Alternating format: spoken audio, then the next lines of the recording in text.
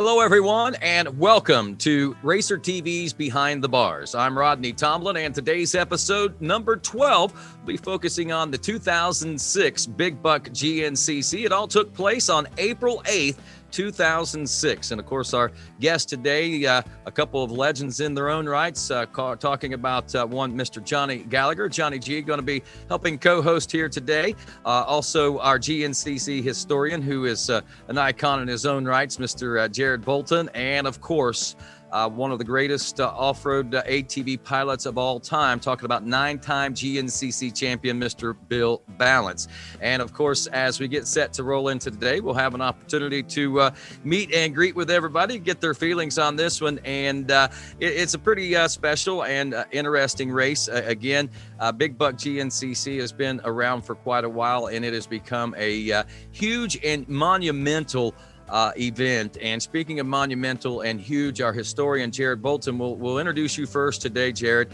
I was looking at some press coverage on this one and was kind of amused at the fact that they talked about the incredible numbers that we bolstered there that weekend at the Big Buck GNCC. Over 1,200 riders that weekend. And you can see how much the series, the championship, has grown since then, if you've been a part of it. But it's just so amazing that we recognize that the growth actually started back in those days. Yeah, absolutely. That's everything we're seeing now kind of grew from this. And, 1,200 riders at Big Buck 2006 versus, I'd say by 2016, you're getting probably 1,600 at Big Buck. And then the next year we moved it to the first race, and we've been doing that ever since. And now we're getting 1,900 riders at Big Buck. So it's pretty impressive to see that growth. And, I don't necessarily want to sit there and say, hey, I'd like to see over 2,000 riders at Big Buck. I'm sure Mr. Henry Turner there at Big Buck would say that, but I'm like, hey, I'm comfortable with the number we got. Let's keep doing what we've been doing. It's cool to see that event grow, and it's a beautiful facility. Like I said, Henry Turner, the owner there, is a great guy, great piece of property, and man, I can't wait to go back in a couple of weeks. No doubt. I'm looking forward to it as well. Johnny Gallagher, who is a historian of his own rights, beginning his 27th year as an XC1 pro, who, Johnny, I tell you, when we talk Big Buck, there's something about this place, an instant classic, I think, whenever it first started back in the late 90s. But each and every year, it gains momentum as being what it is, the Big Buck GNCC, the lore that comes from that. There's so much that happens there. Yeah, absolutely. Big Buck's always been a staple round for GNCC, going back to, like you said, I think the first year was 1997, if I remember correctly. And it's an awesome facility. It's provided a lot of great racing over the years. And here in a little bit, we're going to get to watch another installment of that, and ultimately coming with some big surprises and a lot of drama, and in a good way. And I look forward to Big Buck every year. And like you said, Rodney and Jared both, like, we're 2 weeks away from Big Buck 2021. And I do think it's kind of cool that it's the season opener now. It's one of the longer running stops on the GNCC season. Obviously, along with the Penton and the Ironman, it's one of the longest running stops on our series. So it's cool, and looking forward to seeing how this race plays out. No doubt. And of course, one of the key players in that one, we talked about him, the legendary Bill Balance, in our midst here today. And Bill, we welcome you to Behind the Bars. And speaking of history at Big Buck, I mean, that place has a lot of its own history there for yourself as well. And I'm sure a lot of great memories too. Oh, it does. I mean, the first years we started going there, I remember that was when the battles were with Matt Smiley and Barry Hawk for first 3 or 4 years. And then as time went on through my career, all the way up to Borch and some of the guys that's out there racing now. So it was a lot of years that we raced at that place. And it was definitely something I look forward to every year. I love the terrain there. It was a good mixture, always was a good mixture of some of the wood stuff and more open stuff. And I just always enjoyed it. All right, kind of set the stage for us, if you will. Here we are in the year 2006. It's April. I believe this is our 4th round of the championship. What's going on at this particular point as we get ready to head into the Big Buck GNCC? The battles was really heating up with me and Borch at that time. We were back and forth a lot, running down for the championships every year right there for about 2 or 3 years, and it went on after that. But the battles were getting pretty heated. The competition had really heated up, and at this time in GNCC racing, it really started progressing into more of a professional job. Everybody was taking it more serious. They was devoting all their time in training and bike prep and everything. That was their sole purpose, basically. So things were really stepping up. The factories were involved. Were rolling in really good at that time. The money was good for the racers, and I feel fortunate because at that era was really one of the better times for ATV racing, and hopefully it's going back to that direction now. It looks like it's picking up and getting better every year. So, but I was fortunate to be a part of that era for sure.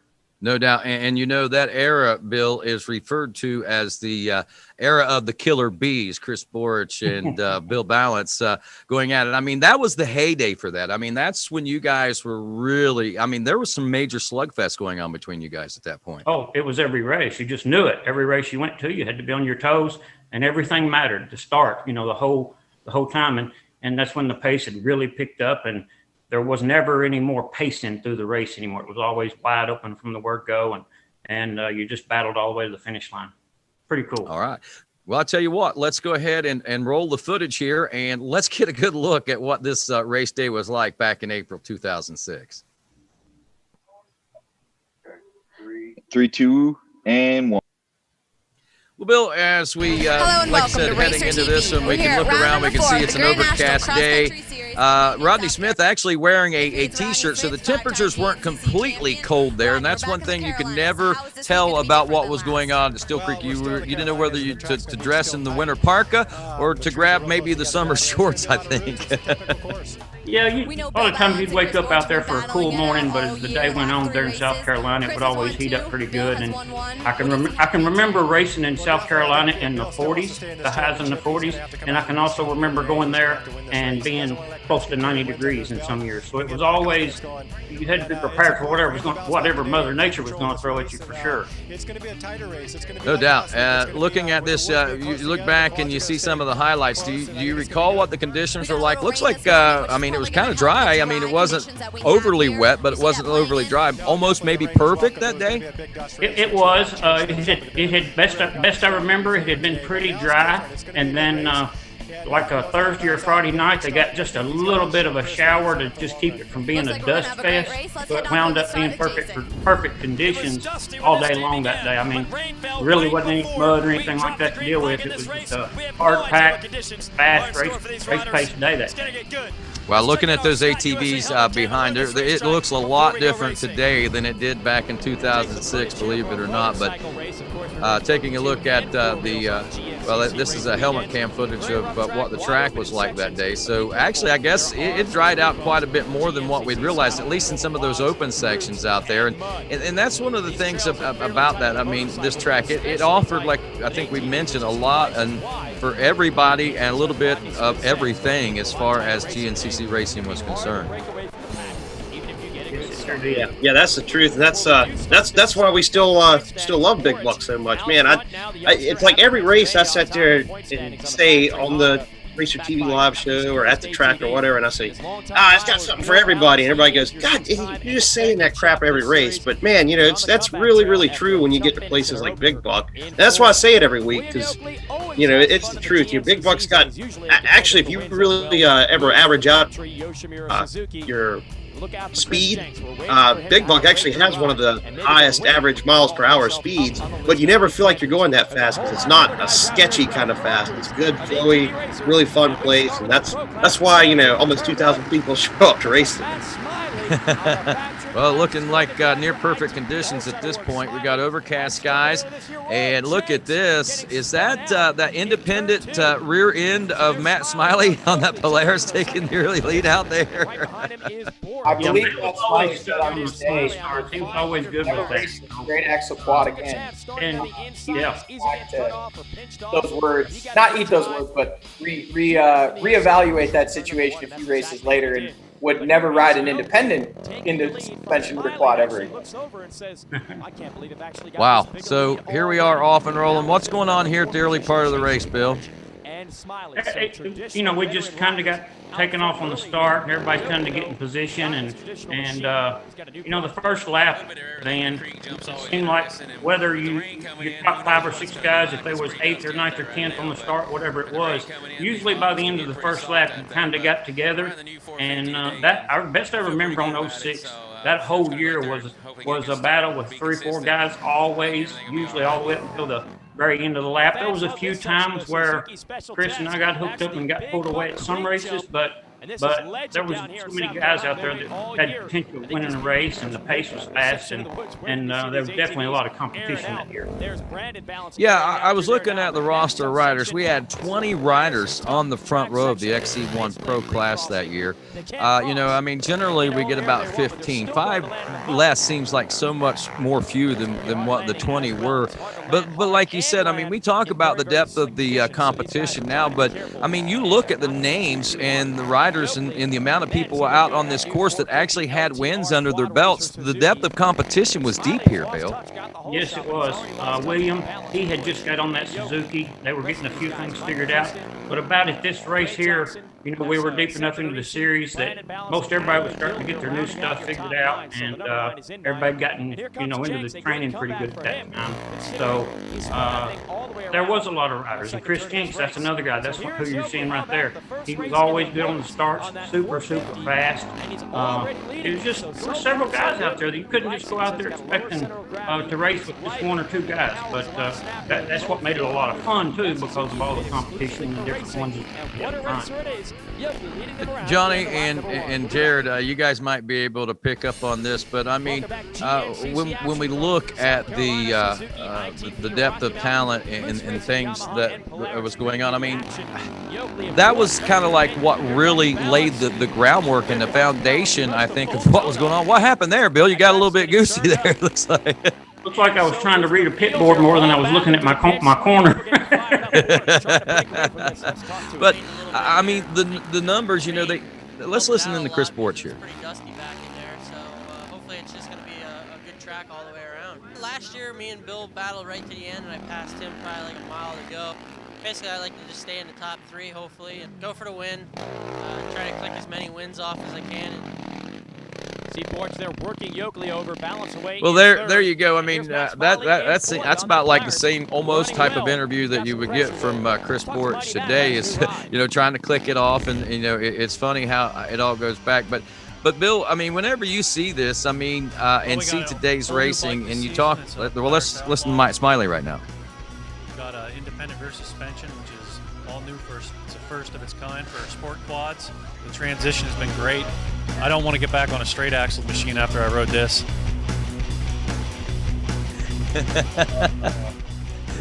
It's amazing what you'll say when they're writing you a big check, right? Talk a little bit about the story of that, Johnny, because while we watch this battle for the lead between Smiley, Houston, and Johnson going on right now, or battle for 4th, I guess, but we saw Bill and those guys battling for the lead there. But talk a little bit about that, because, yeah, I mean, he made that statement, but, I mean, it wasn't long after that, but we saw him back on a straight axle. Yeah, and to Matt's credit, I mean, Matt was a bad dude. He was still competitive on that machine.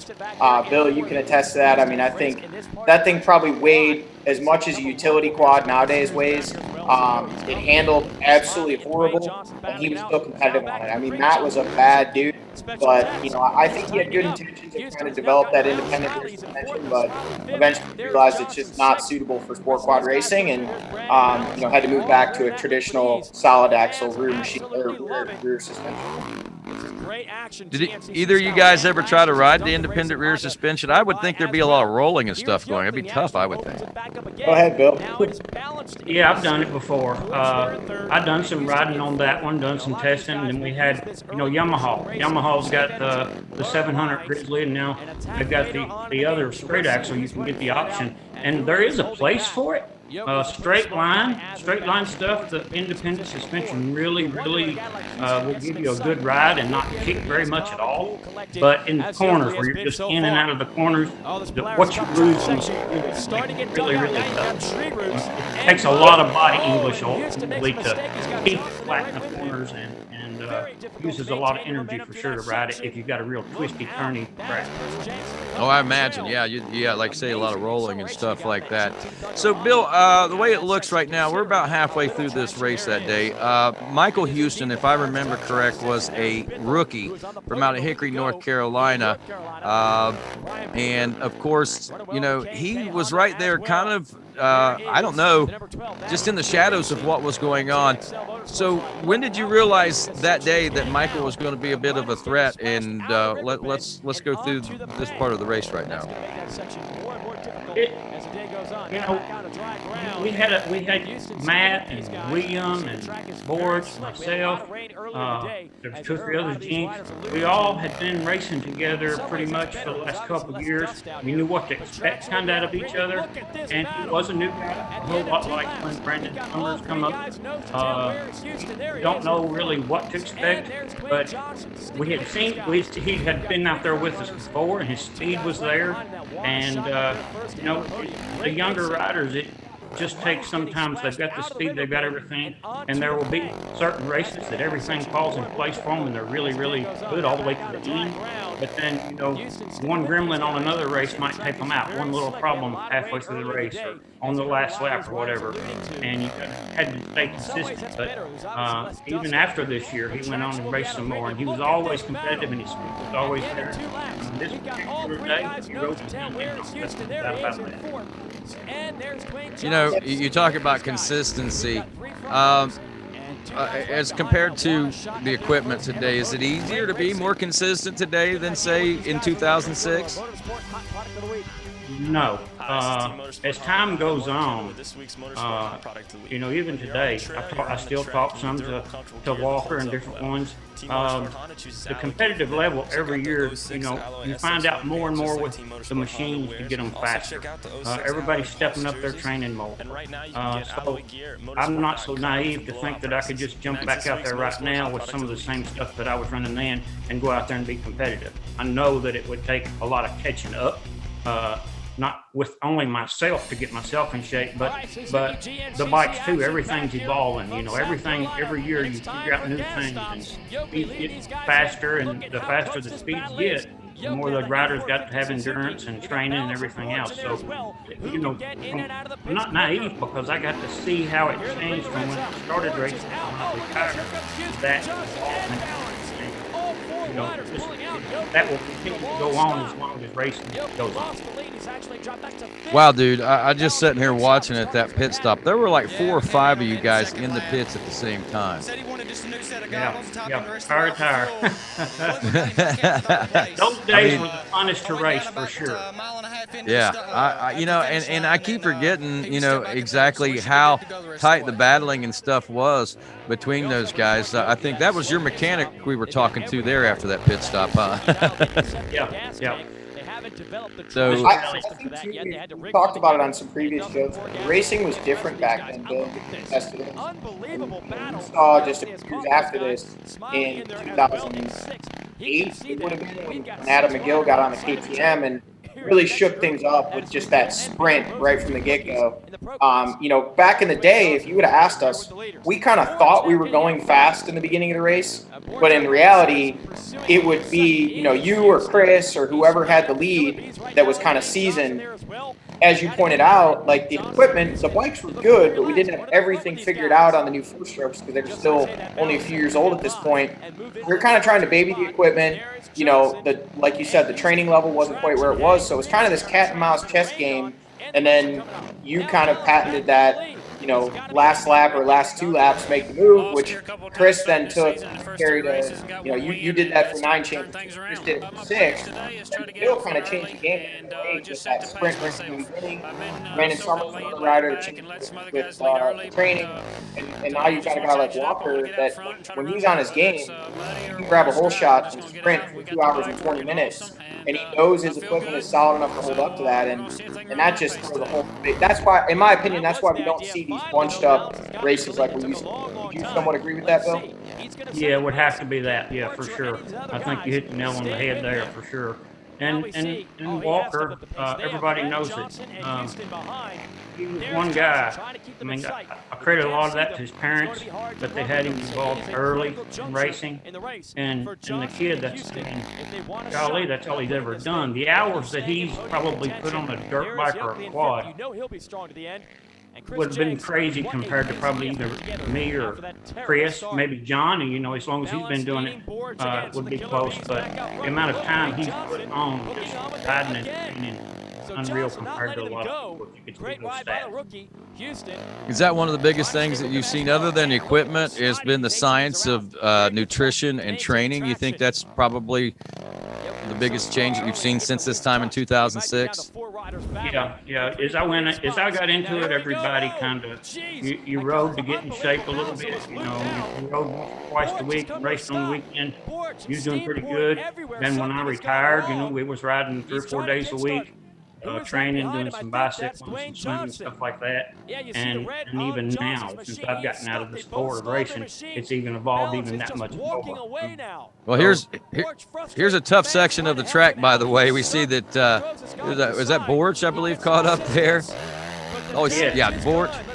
And I think Smiley might have been behind him there, too. So this track certainly had its obstacles out there, it looks like. There's the hole. Do you remember this hole, Bill? Oh, I do. When we first started, jumping off in there, everything was fine. But while we were landing down kind of in the rock bottom of the creek, this quads just kept landing, and it developed just a great big hole of water. So you'd hit it, and just water would come up and just saturate everything, get your air box and everything else, cause the motors to stutter. So it got pretty wild there at Creek Cross. All right, we got a new leader here, Michael Houston. Talk about this race now, Bill Balance, from your perspective here in these final and closing moments. We did get into a little bit of a hang up there at the creek, and that allowed him to get some gap. But you can still see how close we are all together. It's still white flag, getting ready to go into the last lap, and still everybody's within 15, 20 seconds. So, it got to be later in the race when you get with the lappers. It was, do you catch a lapper in a spot where you can get around immediately, or are you the guy that gets caught behind the lapper in a section where you've got to follow him for a quarter mile because there's nowhere for him to get over? So a lot of things come into play there to dictate the finishes on every race, not just this one. So was there any senses of urgency for you? After that happened, you got the white flag out, Michael's like getting that gap out there, and you're still in amongst those guys. What's going through your mind at this time, and what do you have to make happen? Probably the same thing that Chris is thinking. We're going into the last lap, and I'm not in front. It's time to make something happen real fast. That was to be fourth or fifth going in the last lap. That was not where you wanted to be. You wanted to be in that first or second or third in the midst of the battle up front, be able to be right in sight of the guys in front of you, to have a chance. And a little bit spread out like we are here, and I was back in fourth or fifth place at this time. I knew that I was going to pull something pretty special to get myself back out and running again. Well, there we see it starting to tighten up. Dwayne "The Rock" Johnson, who I think was he a rookie that year also, if I'm not mistaken? He moved up to the second place position at this point. Yes, I think you're right. He may have been there 1 year prior to that. I'm not sure exactly, but he didn't pro class very long. But he's another guy that also showed speed and come from doing a lot of the local races over in Missouri and stuff like that. Got over into the nationals. So there, like we said before, there was a lot of guys out there that had the speed. So I imagine that do you know who's out front? Do you know how far ahead they are? Do you start making plans at this point with only a half a lap left? All you're trying to do at this point is to ride as fast as you possibly can and make every effort to make every pass that you possibly can. And, you're trying to pull a rabbit out of the hat and just look for every line and not miss nothing, no mistakes, and ride as fast as you can. Try to yell at lappers and give them enough notice when you're coming so that they can try to get over for you. Sometimes that would help, sometimes it wouldn't, but you just had to push it the entire time, especially there on the last lap. Well, we got Houston in the lead. Yoakley has moved into the second place position. And then we got you, Johnson, and Borch all battling for that third place position. Man, you had your hands full that day, it sounds like. Oh, we did. We did. There was a big turnout, like you said. And there was lots of lappers out there. I remember that. But it come down to there was a lot of hungry guys out there wanting to win a race. And that's what it boils down to. Because it doesn't matter what the conditions are. It doesn't matter how many lappers there are out there. In the end, it takes the grit determination that you're going to get out there and do everything that's got into it, try to win a race. And that's what several people were doing at the time. Bill, let me ask Yeah. Go ahead. You won 68 races, I believe it was, and obviously 9 championships. And, a lot of people may or may not know, you were kind of the original, you and Barry were kind of the original tacticians. You guys had a plan going into the race, knew what you were going to do, when you were going to execute. How much a race like this, where, as you kind of pointed out, a monkey wrench gets thrown into those plans, and you end up way further. Like, you had a plan coming into that race. Like, you knew where you wanted to be coming into the last lap. You knew kind of which guys you were going to keep an eye on. How much does a complete wild card like Mike Houston never really had to battle one-on-one for a win and being back in fifth? What do you do in that situation? Like, I know you said it's just all go, but do you just kind of have to talk yourself through it, or all kind of reactionary?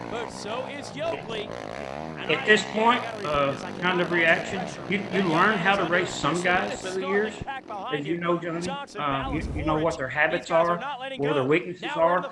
When you take a guy that you haven't raced very much, you don't realize that. But it does throw a monkey wrench in it, and you just get in a situation like this, it's like that pass right there.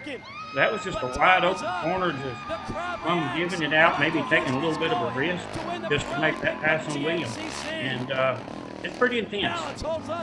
Let me ask you one more question. As Mike Houston takes his first win right there, off the record, Mike was a great guy, phenomenal win. From your perspective, how much longer did you need? How many more corners did you need to get Mike Houston? I didn't think I'd be able to hold on that last lap. At that Pacific time, I felt like another mile or so. I had my charge. I had really got my charge going in on the last lap. I was catching sights of him. That monkey wrench that you was talking about before, just took enough time out to where it couldn't be there that close at the end of the race. And that's the way racing is. But, I was disappointed, but, I still made a good finish out of the day that I was given. Yeah, no doubt. And looking back on that day, Johnny, what's some of your take from it? I mean, you were out there on that track that day. The intensity of the battle was thick all the way through the field. I mean, when we were looking, we saw shots all the way back to 9th, 10th, 11th places and things like that. And it seemed like, there were battles all the way through the field. Yeah, I think back then, like we talked about a little bit earlier in the show, like the pace was different early. So it would lead to these groups where you'd have, maybe a group of top 5 or 6 battling, and then you'd have a battle behind that. And it was exciting. I think it was great for the spectators. It was fun as a racer. It was kind of, I used to explain it as playing chess with the throttle wide open, because it was more than just you against the track or you against your fitness, kind of, which is more what it is now. I know that there's still strategy and you still have to know how to race people, but back then it was different. It's equally as fun now, but in a much different way. Like I said, back then it was, there was a lot more hooting and hollering going on back then. There was a lot of tire rubbing in a good way. The tracks, Jared, you alluded to earlier in the show about the number of racers out there throughout the weekend. So, back then when the numbers were, despite what people want to believe, that this era, while it was awesome, there's a lot more racers racing now than there was back then. So the tracks have to be able to accommodate that many more people. So I think, there was a lot of variables, but it was exciting. And I remember coming in, this is one of those races, I remember coming in after the race. I don't think I had a great day. I had some issues, which were self-imposed as always back then. But I remember coming in asking who won. And when they said Mike Houston, I remember going over to Bill and being like, what's the story? I got to hear it because there's got to be a story. Nothing. Mike Houston he was incredibly fast. He was up there, battled in the top 5 and consistently in the top 10. But for him to just pull off a win like that, I knew there had to be a backstory because at the time, Bill and Chris were just, they were on top of their game and they would kind of like toy with their prey until the end. And then they'd crank off those wins. Don't laugh. It's true. Like, last year you did the show with McGill where you passed him with 3 turns to go. And I've got a lot of great Bill Balance stories, but by far my favorite. And people will think I'm making this up, but Bill, you might remember this, you might not. We were walking that track on Friday and you said this would be a great spot to make a pass coming into the finish at Sparta that year. And I remember walking it and Tracy was walking with us and we looked at it and I was like, he must be out of his mind. There's no way you would pass somebody here. And he said, no, all you need to do is when you're coming up over this rise, you just need to get on them and rev at them. Like they think you're going to try and pass them on the outside and then they're going to overcook it to block you. And it's going to leave that inside open on that off camber. And after the race, when I heard the story about where Bill made the pass, I truly didn't believe it until I saw it on video. And I was just like, man, everybody else is out here playing checkers and this guy's playing chess. Like nobody stands a chance. That was one of my favorite Bill Balance stories for sure. I remember that. That was pretty rough day through the race, but it did pay off. And that was one of my plans did work for sure. Love it when a plan comes together, huh? Oh, nothing better. Jared, as a historian, anything that you take away from this or any questions that you have for our guys before we move on? Oh man, I just want to say that was an awesome race. That finish is probably that's got to be in all the years that's pretty high finish of as far as guys being that close together coming into the finish. And man, I would have loved to have had Michael Houston on here, but he's a hard guy to find these days. He kind of got out of racing and hadn't really seen or heard anything from him. And with us both being I'm originally from North Carolina, and him being an hour and a half from where I grew up, you'd think I'd know somebody that knows him, but unfortunately I couldn't figure that out. But I was thinking about it and I'm like, there was something about him that I remembered, and maybe I'm wrong, maybe I'm thinking of somebody else, but I remember reading that he was actually related to a guy named Tommy Houston, who was like a big deal NASCAR driver on what's now the Xfinity series. And actually Tommy Houston's niece is Teresa Earnhardt, who was married to Dale Earnhardt. So like I said, I could be wrong there, but I swear I remember reading that back kind of around this same time. So that's kind of a cool little relation there, going back to Michael Houston. I mentioned a little bit earlier before we were on air, like Mike was a unique guy. He pretty well kept to himself at the races. He was a very, very nice guy. Was quiet, came with his family, had a few small children, as I remember, and his wife was there cheering him on. But he had a relatively short run in GNCC. He came up through the amateur ranks, I think raced Pro-Am for a year or two, got to the pros, got his win, and rode off into the sunset. So Mike, if somebody cues you into this and you get to watch it, I think it's pretty awesome that, you got to be a part of such an exciting race, winning not in your home state, but just the next state over. And I remember, man, still to this day, it was all the buzz for a few weeks there. Mike Houston won that Looney Tune team he was riding for at the time. His teammate was Chris Bithell. And, it was pretty awesome to see Mike get a win. Great guy. And I wish we could add you on, but who better than the 9-time champ to kind of fill in and give us perspective.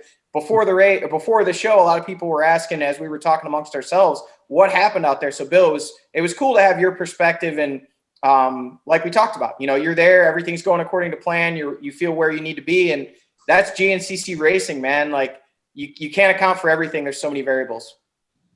Yeah, for sure. It's something new get thrown at you all the time. And that was the biggest part of learning how to win is learning how to manage the things you couldn't control and make the best out of it on each and every day. And it might not be winning the race that day, but if it's a second or third, or if it's a 10th, there was times that I was out there riding and had some bike problems and be back in 50th or 60th place, back in the A-class riders and actually come through and maybe get 11th or 12th to gain some points. And you know, I was ecstatic with some of those finishes, far more than some of the races I ever won.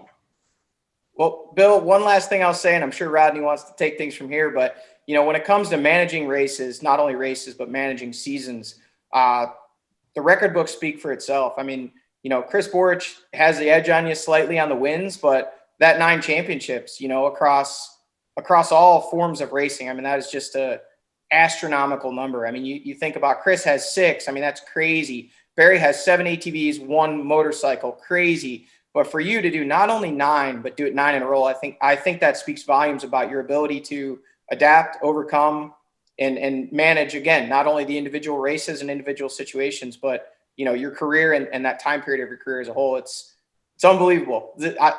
Strong-willed, determined.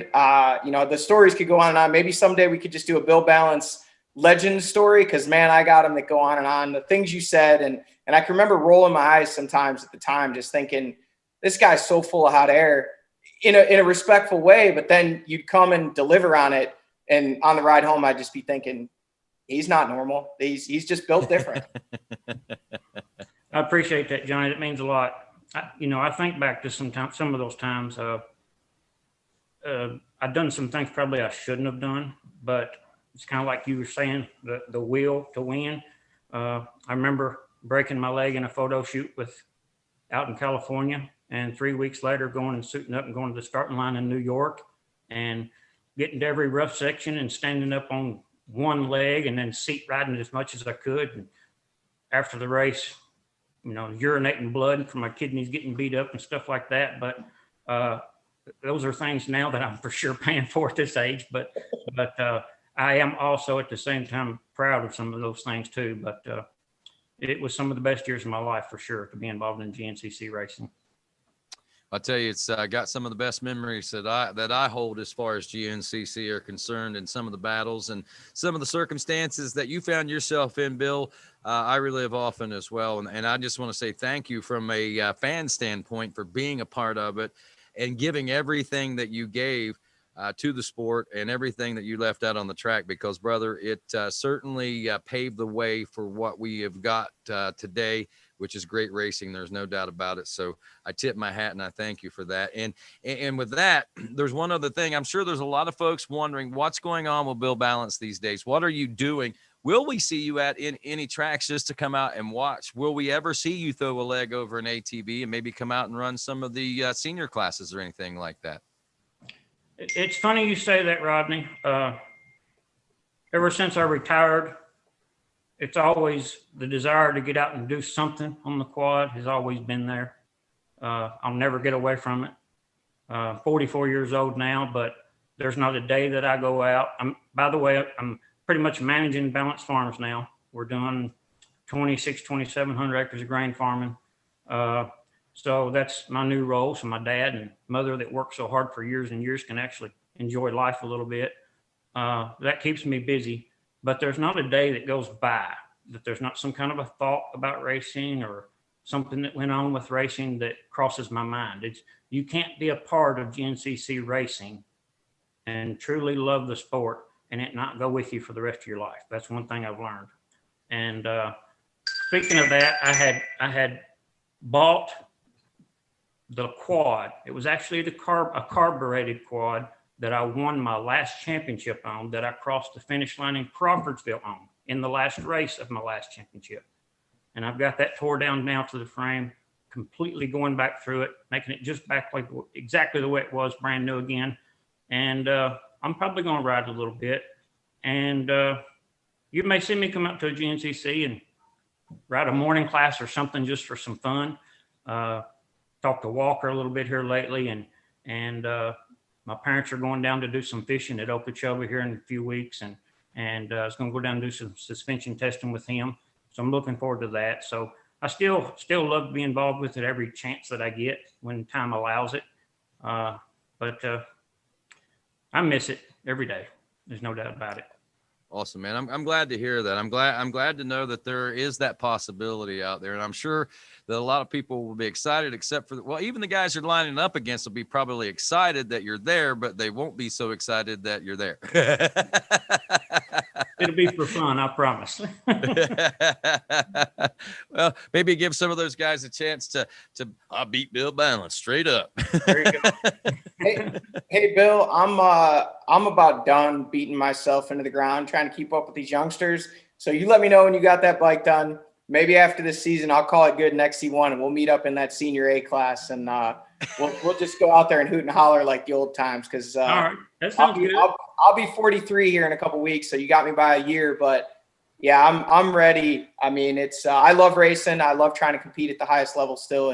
But your buddy Greg Goad, our buddy Greg Goad, Rodney, you'll remember him, was a top XC1 guy or pro rider back before it was called XC1 in the late 90s and early 2000s. He actually called me. His boy's getting into racing. Bill, I know you're helping him out, and he just asked me. He said, as much as I want to see you do this, he said, how much longer are you going to beat yourself into the ground, and what's left of your body? And I just kind of said, well, at this point, not much. Like, we're just running on fumes, man. I still got the desire, but I think the body's ready for that plus 48 class here, maybe in a couple of years. So you let me know when you're ready. We'll meet up there and we'll tell some tall tales and stories. Yeah, sounds good. Hey, I did scroll through a bunch of my old photos, and when you came out and helped us out in the woods that one weekend at the Mammoth there, Yeah. I still had that. So yeah, if you ever want to do that too, come on back. We'd be more than glad to have to pull some guys out of the woods too. Yeah, sounds good.